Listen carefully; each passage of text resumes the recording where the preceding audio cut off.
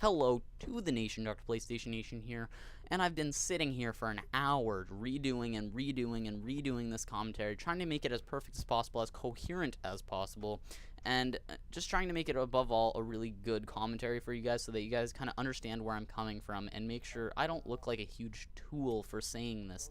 But first of all, let me just go over. I'm using the Olympia M1911, no attachments, with lightweight pro sleight of hand pro marathon with concussion tomahawk C4, and my kill streaks are spy plane blackbird chopper gunner. And I actually played this game about an hour ago. I started commentating it right after, and I just couldn't get the words out of my mouth in the way that I wanted to. So hopefully I can do it this time. But sadly, I don't get a chopper gunner in this game. I think I go like 38 and 14. But I really want to talk about two things. One, I'm going to start off with how to use the Olympia. Just suggestions from me. I have been using it a lot. I think I have, like, out of the last maybe 2-3 dozen games that I've played, about 30 of them have been with the Olympia. With the off ones where I was trying to go for a gameplay and it just really didn't work out in my favor. So I just found myself having fun with the Olympia again. It's been a long time since I actually had fun with a gun in Black Ops. But really, this is really how you're going to use the Olympia, and really the formula that you should follow when using any gun in Black Ops. You want to figure out its strengths as well as its weaknesses, and you want to work with that gun towards its strength. You want to use a class that works with its strengths, as well as make sure you're running routes that work with its strengths. Make sure you're running into opponents, and really maintain your gunfights. Make sure control the engagement, as Woody's gamer tag would say. Make sure you're running into those fights where you know you can win. And if you guys don't have as much experience as, say, me, and I'm not saying I'm some elite gamer, but I do have a little bit of experience with the Olympia. If you guys don't have that much experience, here's basically what the pros and cons are. The Olympia has a lot of pros, but as well it has a few cons that can really impact what people think about the gun. So basically, the Olympia has the highest range out of any of the shotguns. People say that the Spaz has really high range. It does. It has pretty much the same amount of range, except for the fact that the drop-off is like 10 times worse. At the same range that an Olympia would get a kill with one shot, you would get 10% damage with the Spaz. And that is a huge pro. The fact that it has the same range, just because that little flinch by pre-firing at somebody, because it has 8 bullets in a clip, I'm talking about the Spaz now, because at 8 bullets in a clip, you can pre-fire and cause that person to flinch, and then that'll give you that extra time to sprint forward, shoot them again, sprint forward, shoot them again, and kill them, which can really cause you to sway gunfights that you wouldn't be able to win, say, with an Olympia. Sadly, I couldn't get my chopper gunner there, but so basically, that's the Olympia. Really big pro is it can kill from a longer range, more so than any other gun. Another pro, it has really high power. Again, with the really long range sort of thing, its power is really good.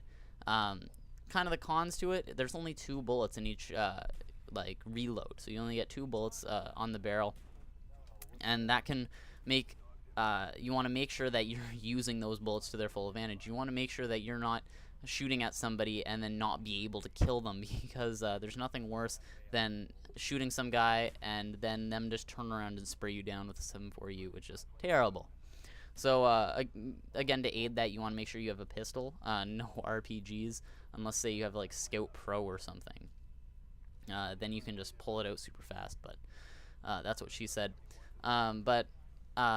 Yeah, so you want to make sure you work to the advantages of the gun. So you want to make sure you run routes to help you with those advantages, as well as use perks to help you with those advantages. So you want to use Sleight of Hand, obviously.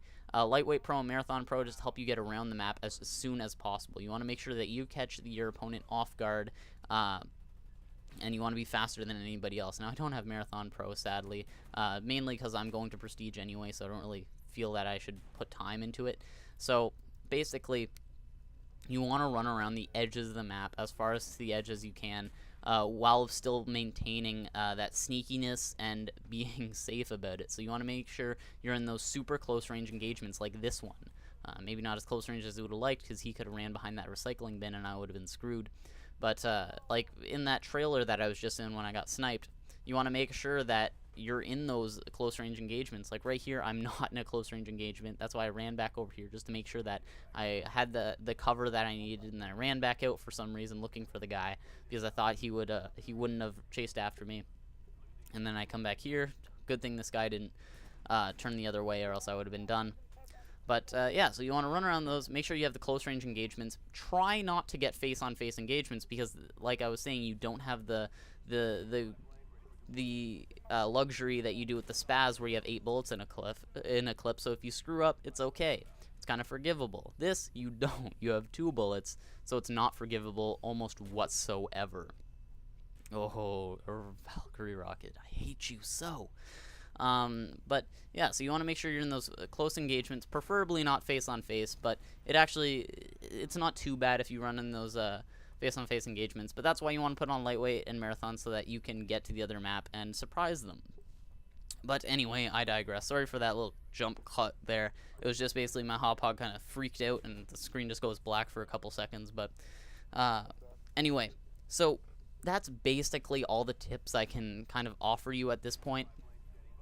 Really, there's nothing else. You have to kind of use the Olympia and get your style kind of to match up with the Olympia. Use certain things use the certain things that your style already has, your gameplay, how you like to play, and use the Olympia's advantage to your advantage. And that's really all my advice. Now I'm going to be talking about briefly what I really wanted to talk about today. And basically what that's going to be is the mentality that commentators can have.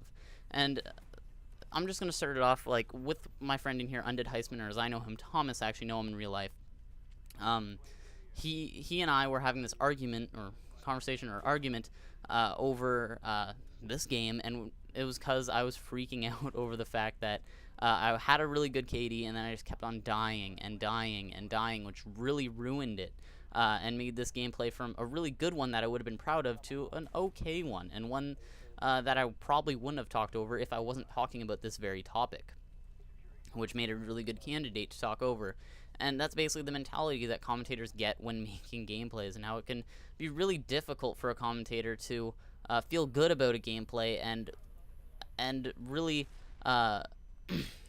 really be confident in playing, because the really high standards and the high pressures on commentators nowadays on YouTube has gone to the point where it's just really difficult and really just not fun for a commentator to do commentaries. They get really kind of put down because they can't get commentaries with an Olympia that are what they see as like white boy commentaries or X-Jaws commentaries, those like 50-2 gameplays where you just do amazing with the dual-wield HS-10s or Scorpions or something, and it can make people really can put people down a lot.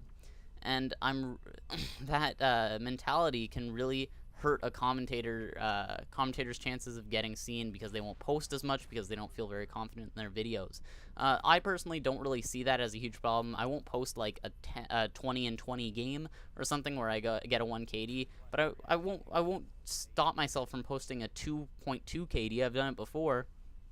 As long as there's a point to it, as long as there's something to learn from it, I really find that that's what my channel offers. So getting back onto the main topic, these huge pressures on commentators that we're like, being a commentator, the unwritten rules, the rules that you have to follow for making games, is the fact that you're not allowed to use good guns. Good guns off the table. Can't use a FAMAS, can't use a 7.4U. Assault rifles are okay, but only some of the time. You're not allowed to use them often, because if you do, people say, oh, you use the AK-47 too much, you use the AUG too much, you use the Commando too much. SMGs, again, are okay, but certain attachments, you're not allowed to use the rapid fire, like, MPL all the time. You have to use the silencer on it sometimes, and you have to use this and that, and you have to basically stack, and you're not allowed to camp. You're not even allowed to sit in the same spot for more than 20 seconds, because if you do, people are going to call you camper. So basically, you have to stack all the odds against yourself, and then still pull out on top of everybody else. You have to lead the lobby while using, I don't know, dual-wield Scorpions. And that can be a really daunting task for a YouTuber. And that's really the reason why probably a lot of people don't really feel very confident. And this commentary is really wrapping up soon, but basically the point that I wanted to say is, and the point that I was trying to prove, and now that I'm trying to convey to you guys about commentaries, is the fact that because of these unwritten rules, and I'm not saying that these are a bad thing, they're actually really necessary, because without these little rules or whatever that commentators had to follow, we'd probably have a lot of crappy content on YouTube, or more than there already is on YouTube, of people with FAMASs and 200 plus games or something. That really they shouldn't have gotten those games, but they got a care package, plus they got their gunship or something like that. They got lucky with the care package and they got a gunship, and they got a Blackbird or something like that. And they had a FAMAS or a 740U rapid fire. And that's what it really helps with, but it also really makes people that are just getting into the commentary scene kind of hated on. Like, oh, you're using a FAMAS. You're not supposed to use a FAMAS. Don't you know that? Oh, no, blah, blah, blah. And yeah, so, and what else it can lead to is during a game, when you're playing, like during this game, once it hit around the 100 to 150 point mark, somewhere around there, I realized, hey, this could be a YouTube game. And then it all went south. I started trying to maintain a KD. If I died too early, I tried rushing even harder to try and make up for those kills. And then that ended up with another death, so I tried to rush harder. And it really just starts a snowball effect. Or some people might start camping more, and it just really hurts the content. It really hurts the content and the commentator in general. And that's really what I want to talk about today. And hopefully you guys kind of feel the same way, kind of see where I'm coming from. But anyway, the game came to a close. Hopefully you guys see that commentating isn't as easy as it looks. You don't just play a game. You have to do like 10 things at once, and then hope for the best, really. It's all luck based. Oh, really nice no scope here, barrel stuff. But anyway, guys, hopefully you enjoyed this commentary. If so, please give a like and maybe subscribe. Anyway, here are some videos that you may have missed. The one on the left's my newest one on the right's my second newest one. Hopefully you guys go check them out, like them, and if you guys like it, subscribe. And anyway, I'm the doctor, and I'm out. Peace.